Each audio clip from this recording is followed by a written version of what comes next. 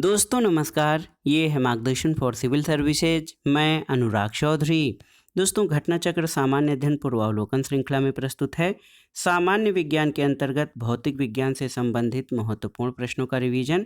इसमें हम स्थूल पदार्थों के गुण से संबंधित महत्वपूर्ण प्रश्नों को कवर करेंगे। तो आइए शुरू करते हैं आज का वीडियो। पहला प्रश्न है दोस्तों, वर्षा की बूंद की गोलाकार आकृति का कारण क्या है? ऑप्शन है आपका द्रव का घनत्व, पृष्ठ तनाव, वायुमंडलीय दाब या गुरुत्व। तो आप जानते हैं वर्षा की बूंदें जो हैं गोलाकार होती हैं, इसका कारण पृष्ठ तनाव यानी सरफेस टेंशन है। और किसी दिए गए आयतन के लिए गोलाकार आकृति के पृष्ठ का क्षेत्रफल अन्य आकृतियों के पृष्ठ के क्षेत्रफल से कम होता है। और पृष्ठ तनाव के गुण के कारण किसी द्रव का स्वतंत्र पृष्ठ न्यूनतम क्षेत्रफल घेरने का प्रयास करता है। इसी कारण वर्षा की बूंदें गोलाकार होती हैं। अगला प्रश्न है, पानी की बूंद गोलाकार होती है, इसका कारण क्या है? तो इसका कारण पृष्ठ तनाव होता है। अगला प्रश्न है दोस्तों, वर्षा की बूंदें गोलाकार होती हैं क्योंकि? तो उत्तर है जल में पृष्ठ तनाव होता है और इसी कारण वर्षा की बूंदें गोलाकार होती हैं। अगला प्रश्न है, द्रव बूंद की संकुचित होकर न्यूनतम क्षेत्रफल घेरने की प्रवृत्ति का कारण क्या है? तो आप जानते हैं ये पृष्ठ तनाव है और इसी के कारण वर्षा की बूंदें गोलाकार होती हैं। अगला है, तेल जल के तल पर फैल जाता है, क्यों? इसका कारण क्या है? तो आप जानते हैं तेल का तल तनाव जो है पानी से कम होता है। तेल का तल तनाव या पृष्ठ तनाव पानी की अपेक्षा कम होना तेल के जल के तल पर फैल जाने का कारण है। अगला प्रश्न है, मिट्टी का तेल पानी के ऊपर इसलिए तैरता है, इसका कारण क्या है? तो आप जान लीजिए मिट्टी के तेल का घनत्व पानी के घनत्व से कम होता है और इसी कारण ये पानी पर तैरता है।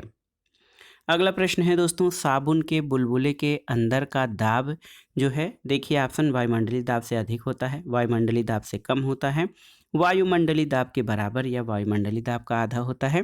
तो सही उत्तर हो जाएगा साबुन के बुलबुले के अंदर का दाब वायुमंडलीय दाब से अधिक होता है।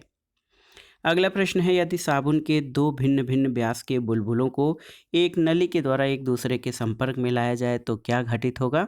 तो सही उत्तर आपका हो जाएगा छोटा बुलबुला और छोटा और बड़ा बुलबुला और बड़ा हो जाएगा। याद रखिएगा दोस्तों, किसी बुलबुले का आकार उसमें भरी गैस के दबाव और पानी के फिल्म की त्रिज्या तथा मोटाई पर निर्भर करता है। छोटे बुलबुले में गैस का दबाव बड़े बुलबुले की अपेक्षा अधिक होता है, इसलिए नली में एक दूसरे के संपर्क में लाए जाने पर छोटा बुलबुला और छोटा जबकि बड़ा बुलबुला और बड़ा हो जाएगा।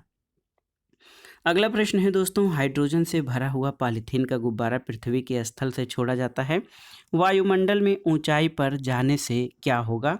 देखिए ऑप्शन है आपके, गुब्बारे के आमाप यानी साइज में कमी आएगी, गुब्बारा चपटा होकर चक्र का प्रकार के आकार में आएगा, गुब्बारे के आमाप में वृद्धि होगी या फिर गुब्बारे का आमाप व आकार पहले समान ही रहेगा। तो सही उत्तर है हाइड्रोजन से भरा हुआ पॉलीथीन का गुब्बारा पृथ्वी के स्थल से छोड़ा जाता है तो वायुमंडल में ऊंचाई पर जाने से गुब्बारे के आमाप में वृद्धि होगी। और आप जान लीजिए हाइड्रोजन से भरा हुआ पॉलीथीन का गुब्बारा जब पृथ्वी के तल से छोड़ा जाता है तो वायुमंडल में ऊंचाई पर जाने से वायु का घनत्व तो कम हो जाता है, इसलिए गुब्बारे के आमाप में या साइज में बढ़ोतरी हो जाएगी। अगला प्रश्न है दोस्तों, जब किसी साबुन के बुलबुले को आवेशित किया जाता है तो क्या घटित होगा? तो उत्तर है दोस्तों, जब किसी साबुन के बुलबुले को आवेशित किया जाता है तो उसकी त्रिज्या बढ़ जाती है, याद रखिएगा। अगला प्रश्न है, एक ही पदार्थ से बने चार तार जिनकी विमाएं नीचे दी गई हैं, अलग अलग बार एक ही भार से खींचे जाते हैं, उनमें से किस एक में अधिकतम तरंग दैर्घ्य वृद्धि होती है? तो देखिए 1 मीटर लंबाई और 2 mm व्यास वाला, 2 मीटर लंबाई और 2 mm व्यास वाला, 3 मीटर लंबाई और 1.5 mm व्यास वाला या 1 मीटर लंबाई और 1 mm व्यास वाले तार में।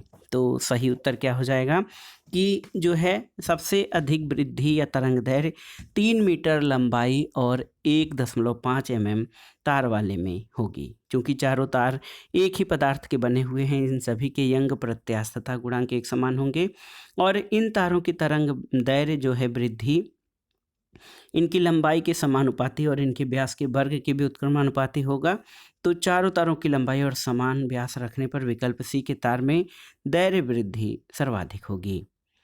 अगला प्रश्न है, यहाँ पर देखिए 4 कथन आपके दिए गए हैं। निम्नलिखित कथनों पर विचार कीजिए। यदि केशिकत्व की परिघटना नहीं होती तो देखिए, केरोसिन द्वीप का जलना जो है मुश्किल हो जाता, बिल्कुल सही है। कोई मृदु पेय का उपभोग करने के लिए एक्स्ट्रा का प्रयोग नहीं कर पाता, ये सही नहीं है। स्याही शोकपत्र काम आने में विफल हो जाता, और बड़े पेड़ जिन्हें हम अपने चारों ओर देखते हैं पृथ्वी पर नहीं उगते। तो 1, 3 और 4 ऑप्शन बी इस प्रश्न का सही उत्तर है। ये सभी केशिकत्व की परिघटना के कारण हैं। अगला प्रश्न है, निम्नलिखित में से किस एक के लिए केशिकत्व एकमात्र कारण नहीं है? तो स्याही का सूखना, भूमिगत जल का ऊपर चढ़ना, सूती कपड़े पर जल की बूंद का फैलना और पौधों की जड़ों से जल का इसके पर्ण समूह की ओर बढ़ना। तो ऑप्शन डी आपका सही उत्तर हो जाएगा। दोस्तों, दैनिक जीवन में केशिकत्व के अनेक उदाहरण मिलते हैं, जैसे सूखते द्वारा स्याही का सूखना, भूमिगत जल का ऊपर चढ़ना, सूती कपड़े पर जल की बूंद का फैलना, लालटेन और लैंप की बत्ती में तेल का चढ़ना, पौधों की जड़ों से जल के इसके पर्ण समूह की ओर बढ़ने के लिए केशिकत्व के अलावा प्रस्वेदन, ससंजन आदि क्रियाएं भी उत्तरदायी होती हैं। अगला प्रश्न है दोस्तों, बत्ती वाले स्टोव में केरोसिन की बत्ती में ऊपर चढ़ने का कारण क्या है? तो आप जानते हैं ये पृष्ठ तनाव होता है। बत्ती वाले स्टोव में केरोसिन में बत्ती के ऊपर चढ़ने का कारण तेल का पृष्ठ तनाव है, और इसके अलावा केशिकार्षण जो होता है, केशिकत्व और तेल के पृष्ठ तनाव के कारण बत्ती वाले स्टोव में केरोसिन बत्ती में ऊपर उठता है। अगला प्रश्न है, एक केश नली में जल की अपेक्षा एक तरल अधिक ऊंचाई तक चढ़ता है, तो इसका कारण क्या होगा?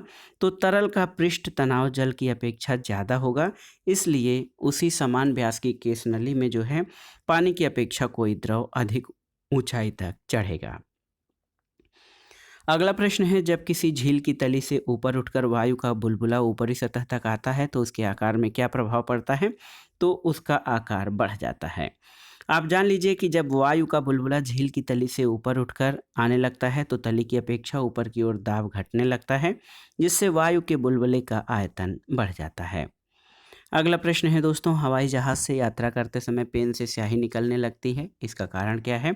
तो उत्तर है, वायु दाब में कमी आ जाने पर जो है वायुदाब कम हो जाता है, जिसके कारण ऊंचाई पर पहुंचने से वायुमंडलीय दबाव और पेन के अंदर स्याही के दबाव का साम्य भंग हो जाता है, और पेन के अंदर स्याही का दाब अधिक होने के कारण ये बाहर की ओर निकलने लगती है। अगला प्रश्न है दोस्तों, ऑटोमोबाइल के हाइड्रोलिक ब्रेक के कार्य करने का सिद्धांत क्या है? तो ये पास्कल का नियम है। हाइड्रोलिक ब्रेक, हाइड्रोलिक प्रेस और हाइड्रोलिक लिफ्ट जो है पास्कल के नियम पर आधारित हैं। पास्कल के नियम के अनुसार यदि गुरुत्वीय प्रभाव को नगण्य माना जाए तो संतुलन की अवस्था में किसी द्रव के भीतर प्रत्येक स्थान पर समान दाब रहता है। अगला प्रश्न है दोस्तों, बैरोमीटर पठन में अचानक गिरावट हो जाने से कौन सी एक मौसम की दशा इंगित होती है? आपको बताना है। तो बैरोमीटर के पाठ्यांक में अचानक गिरावट आने पर तूफान का संकेत होता है।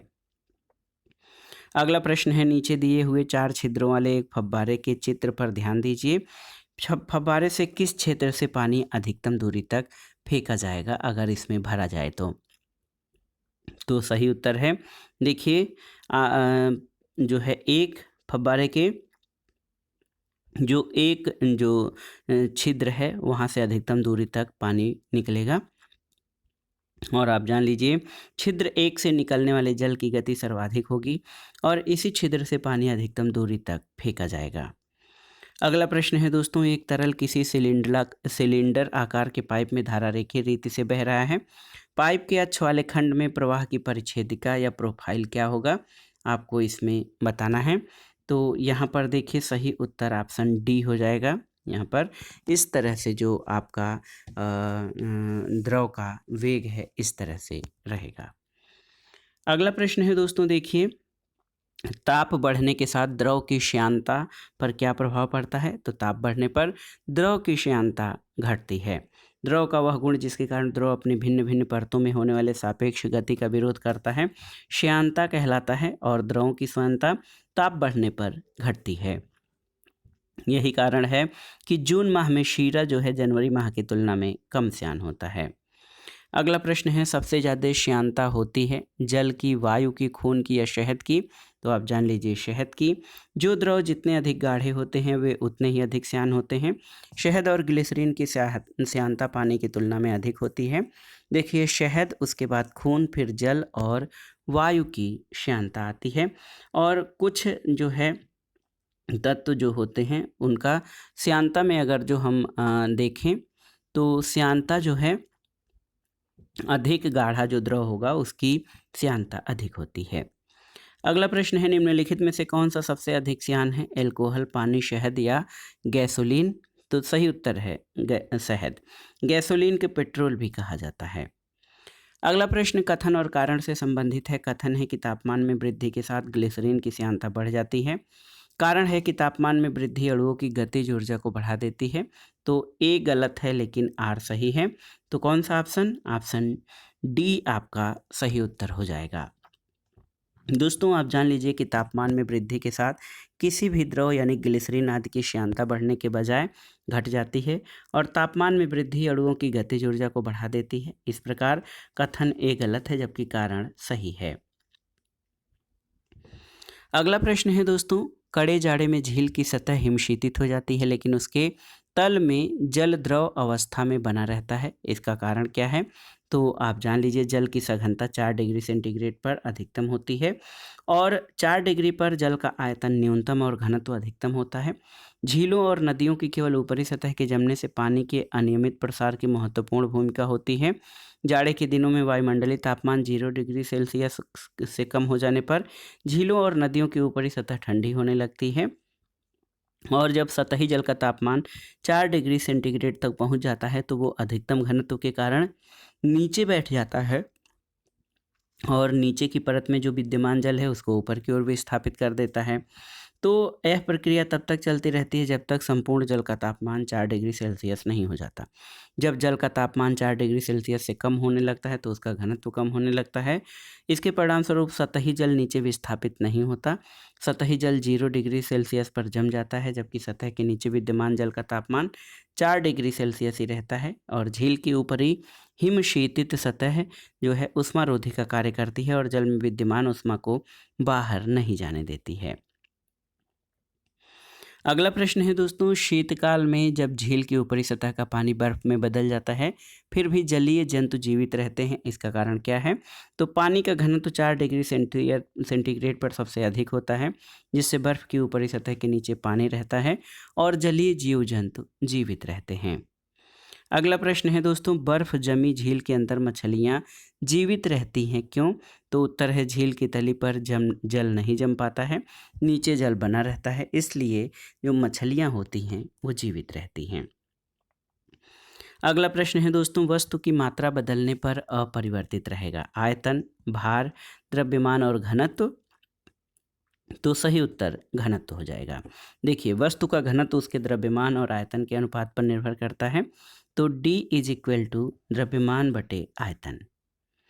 अगला प्रश्न है कि जल के आयतन में क्या परिवर्तन होगा यदि तापमान 9 डिग्री सेल्सियस से गिराकर 3 डिग्री सेल्सियस कर दिया जाए? तो आप जान लीजिए पहले आयतन घटेगा बाद में बढ़ेगा। ऑप्शन सी आपका सही उत्तर हो जाएगा। और आप जानते हैं 9 डिग्री से 4 डिग्री सेंटीग्रेड तक जल का तापमान गिरा दिया जाए तो 4 डिग्री पर जल का घनत्व अधिकतम हो जाता है। घनत्व आयतन के व्युत्क्रमानुपाती होता है, लिहाजा 4 डिग्री सेंटीग्रेड तक घनत्व बढ़ने पर आयतन घटेगा। बाद में 4 डिग्री से 3 डिग्री तक बर्फ के जमने की प्रक्रिया में घनत्व घटने पर आयतन बढ़ेगा। अगला प्रश्न है, निम्नलिखित कथनों पर विचार कीजिए। यहाँ पर आप देख लीजिए 3 कथन दिए गए हैं और इनमें से आपको बताना है कि कौन से सही हैं। तो 100 डिग्री सेंटीग्रेड पर भाप और 100 डिग्री पर उबलते जल में ऊष्मा की मात्रा एक समान होती है, सही नहीं है। बर्फ की गलन की गुप्त ऊष्मा और जल की वाष्पन गुप्त ऊष्मा बराबर होती है, ये भी सही नहीं है। वातानुकूलक के कक्ष वायु में वाष्पित कुंडली में ऊष्मा का निष्कर्षण होता है और द्रवणित्र कुंडली पर ऊष्मा का निरसन होता है। ऑप्शन सी आपका सही उत्तर है, केवल डी। अगला प्रश्न है दोस्तों, पानी का आपेक्षिक घनत्व सर्वाधिक निम्नलिखित ताप पर होता है। तो किस ताप पर? ये होता है 4 डिग्री सेंटीग्रेड पर। दोस्तों बहुत ही महत्वपूर्ण प्रश्न है, आप जान लीजिए कि अधिकांश द्रवों को गर्म करने पर उनके आयतन में वृद्धि लेकिन घनत्व में कमी होती है, लेकिन पानी का व्यवहार 0 डिग्री सेंटीग्रेड से 4 डिग्री सेंटीग्रेड के बीच ठीक उल्टा होता है। और यदि किसी पात्र में 0 डिग्री सेल्सियस पर पानी को लेकर गर्म किया जाए तो 0 डिग्री से 4 डिग्री तक आयतन घटता है, फिर घनत्व बढ़ता है। इसलिए 4 डिग्री सेल्सियस पर पानी का आयतन न्यूनतम और घनत्व अधिकतम होता है। अगला प्रश्न है दोस्तों, देखिए महत्वपूर्ण प्रश्न है कि किस ताप पर पानी का घनत्व अधिकतम होता है। तो किस ताप पर, आप जानते हैं 4 डिग्री सेंटीग्रेड पर। अगला प्रश्न है दोस्तों, जल का अधिकतम घनत्व कब होता है। तो इसको आपको केल्विन में पूछा गया है। तो 273 में 4 डिग्री और जोड़ दिया जाए तो 277। देखिए 277 केल्विन पर जल का घनत्व अधिकतम होता है। गर्म करने पर जल 0 डिग्री सेंटीग्रेड से 4 डिग्री तक जल का घनत्व बढ़ता है लेकिन आयतन कम होता है, आप जानते हैं। और 4 डिग्री सेंटीग्रेड पर जल का आयतन न्यूनतम और घनत्व अधिकतम होता है। सेल्सियस में से केल्विन में परिवर्तन में जो है सेल्सियस प्लस 273, तो ये 4 डिग्री प्लस 273 277 हो जाएगा। अगला प्रश्न है, यदि किसी गैस का आयतन, देखिए यदि किसी गैस का आयतन 27 डिग्री सेंटीग्रेड पर संपीड़ित मूल का आधा रह जाए तो उसे किस ताप तक गर्म किया जाए कि पुनः मूल आयतन प्राप्त कर ले। तो ये हो जाएगा 327 डिग्री सेल्सियस। और गैस के नियम से जब हम हल करेंगे तो ये 327 डिग्री सेल्सियस आ जाएगा। अगला प्रश्न है दोस्तों, किस नियम के अनुसार समान ताप और दाब पर सभी गैसों को निश्चित आयतन में अणुओं की संख्या समान होती है। तो ये आपका जो है आवोगाद्रो का नियम है, ऑप्शन डी। दोस्तों आवोगाद्रो के नियम के अनुसार समान ताप और दाब पर सभी आदर्श गैसों के समान आयतन में कणों या अणुओं की संख्या समान होती है। और जब ताप और दाब नियतांक हो तब किसी गैस का आयतन उस गैस में मोलों की संख्या यानी नंबर ऑफ मोल्स के समानुपाती होता है। आवोगाद्रो के नियम को गणितीय अभिव्यक्ति V is equal to K into N होता है। N गैसों के मोल की संख्या, K नियतांक और V आयतन है। अगला प्रश्न है, निम्नलिखित किन परिस्थितियों में एक कंटेनर में भरे हुए कार्बन डाइऑक्साइड के अणुओं के बीच की दूरी बढ़ेगी। पहला है कंटेनर का आयतन बढ़ाने पर, तो बिल्कुल सही है। और दूसरा है कंटेनर से कुछ कार्बन डाइऑक्साइड गैस लीक होने पर, सही है। तीसरा है कंटेनर के अंदर हवा का दबाव बढ़ाने से, सही नहीं है। और चौथा है कंटेनर के आकार में बिना बदलाव किए और कार्बन डाइऑक्साइड गैस डालने पर। 1 और 2 आपका सही है, ऑप्शन डी सही उत्तर हो जाएगा। अगला प्रश्न है दोस्तों, कथन और कारण से संबंधित है। आप देखिए कथन है, लोहे का एक गोला पारद यानी पारे पर तैरता है किंतु पानी में डूब जाता है। बिल्कुल सही है, बिल्कुल सही है। लोहे का अपेक्षिक घनत्व पारद के अपेक्षिक घनत्व से अधिक होता है, ये गलत है। तो ए सही लेकिन आर गलत है, ऑप्शन सी इस प्रश्न का सही उत्तर हो जाएगा। दोस्तों लोहे का गोला जो है वो मरकरी पर तैरता है किंतु पानी में डूब जाता है। इसका कारण ये है कि पारद का आपेक्षिक घनत्व जो है वो लोहे के आपेक्षिक घनत्व से अधिक होता है जबकि पानी का लोहे से कम होता है, इसलिए ए सही जबकि कारण आर गलत है। अगला प्रश्न है दोस्तों, लोहे की कील पारे पर क्यों तैरती है जबकि वह पानी पर डूब जाती है। तो उत्तर है कि लोहे का घनत्व पानी से अधिक और पारे से कम होता है, इसलिए लोहे की कील पारे पर तैरती और पानी में डूब जाती है। अगला प्रश्न है, एक सुई पानी में डूब जाती है जबकि लोहे का बना जहाज पानी पर तैरता है, इसका कारण क्या है। तो सही उत्तर है सुई का अपेक्षिक घनत्व उसके द्वारा हटाए हुए पानी के अपेक्षिक घनत्व से अधिक होता है। अगला प्रश्न है, लोहे की सुई पानी की सतह पर किस कारण से तैरती रहती है। तो सही उत्तर क्या हो जाएगा, सही उत्तर है पृष्ठ तनाव के कारण। दोस्तों पानी की ऊपरी सतह के अणुओं के ससंजलमन के कारण जो उत्पन्न पृष्ठ तनाव है सुई के गुरुत्व बल को संतुलित कर देता है, तब लोहे की सुई पानी पर तैरती रहती है। अगला प्रश्न है, जब कुएं से पानी की बाल्टी को ऊपर खींचते हैं तो हमें महसूस होता है कि बाल्टी में क्या परिवर्तन होता है। तो उत्तर है कि जब वो पानी की सतह से ऊपर आती है तो भारी हो गई है। जब हम कुएं से पानी की बाल्टी को ऊपर खींचते हैं तो हमें महसूस होता है कि बाल्टी पानी की सतह से ऊपर भारी हो गई है। अगला प्रश्न है, एक भारहीन गुब्बारे में 200 ग्राम जल भरा गया है, इसका जल में भार कितना होगा। तो सही उत्तर है 0 होगा। दोस्तों जब कोई वस्तु जल में आंशिक या पूर्ण रूप से डूबी जाती है तब उसके भार में कमी आती है और ये आभासी कमी उसके द्वारा हटाए गए द्रव के भार के बराबर होती है। चूँकि गुब्बारे में जल के अंदर ऊपर और नीचे दोनों ओर उत्प्लावन बल लगता है तो गुब्बारे का भार बराबर भार माइनस उत्प्लावन बल, तो 200 माइनस 200, इसलिए जल में गुब्बारे का भार 0 हो जाएगा। अगला प्रश्न है बादलों का वायुमंडल में तैरना। बादलों के वायुमंडल में तैरने का कारण क्या है? उनका कम ताप, वेग, दाब या घनत्व। तो सही उत्तर है घनत्व। और आप जान लीजिए बादल वायुमंडल में तैरते हैं क्योंकि वायुमंडल में उपस्थित जलवाष्प गर्मी पाकर गर्म होती है जिससे जलवाष्प का घनत्व घटता है। घनत्व घटने के कारण जलवाष्प हल्की होकर ऊपर उठती है और वायुमंडल के ऊपरी भाग में दाब और ताप कम होने के कारण ये जलवाष्प फैलती है और पानी की छोटी छोटी बूंदों में परिवर्तित होकर तैरती रहती है। इसी को बादल कहते हैं। अगला प्रश्न है समुद्र में प्लवन करते हुए आइसबर्ग का कितना भाग समुद्र की सतह से ऊपर होता है? तो उत्तर है 1/9 भाग और काफ़ी हिस्सा जल के अंदर होता है। दोस्तों शुद्ध जल के बर्फ में परिवर्तित होने पर 4 डिग्री सेंटीग्रेड ताप पर बर्फ का घनत्व जल के घनत्व का 1/9 भाग होता है। इसलिए शुद्ध जल में बर्फ का 90% भाग पानी के अंदर और केवल 10% भाग ही पानी के ऊपर होता है। आर्कटिक और अंटार्कटिक महासागर में प्लावी बर्फ दिखाई पड़ती है। जल के ऊपर बर्फ का केवल 1/9 भाग देख पाते हैं।